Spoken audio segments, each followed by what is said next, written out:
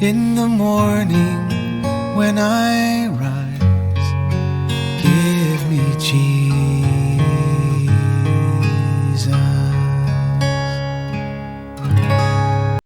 Good morning.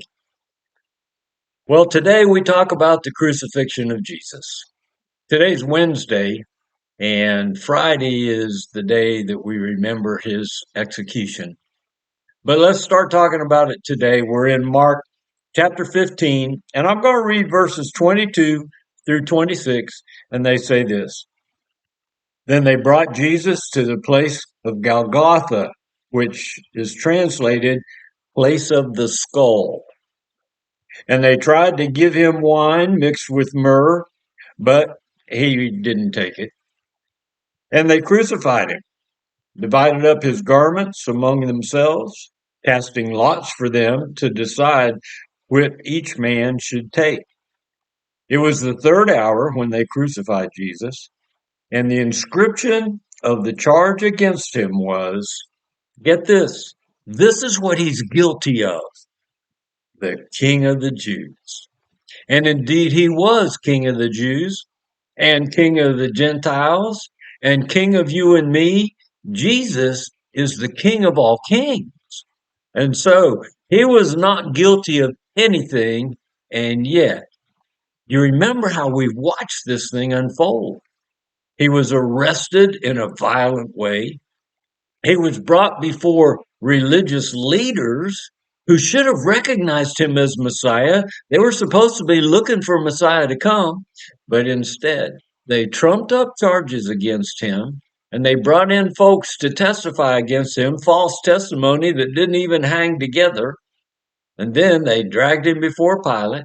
Pilate, the guy that could have done the right thing and released Jesus, but he didn't. He released a murderer, Barabbas, instead.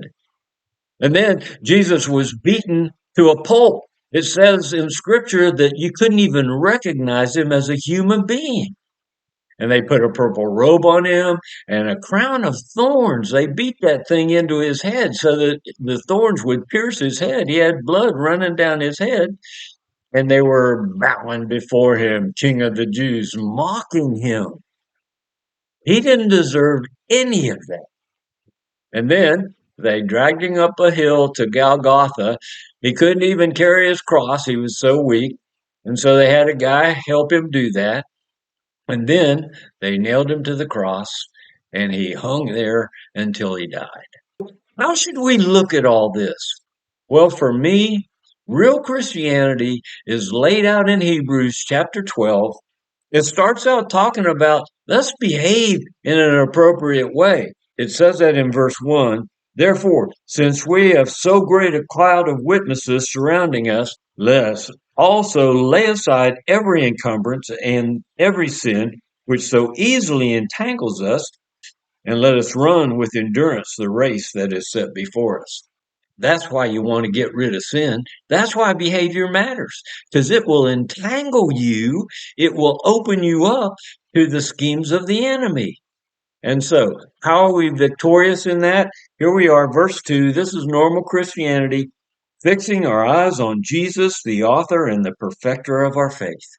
We believe on him because of him, and he sustains us, who for the joy set before him. Now that joy is you and me. Why did he go to the cross? Because he wants you and me to be redeemed into intimate, loving relationship with him. He despised the shame and he endured the cross. And now he's sat down at the right hand of the throne of God. See, all that shame, such a horrible death, he did it on our behalf. And now he sat down with the Father. You consider him who has endured such hostility at the hands of sinners against him, so that you will not grow weary and lose heart. We walk boldly, strong in our testimony, because we recognize what Jesus did to set us free. Oh, God bless you who appreciates the sacrifice of Jesus on your behalf.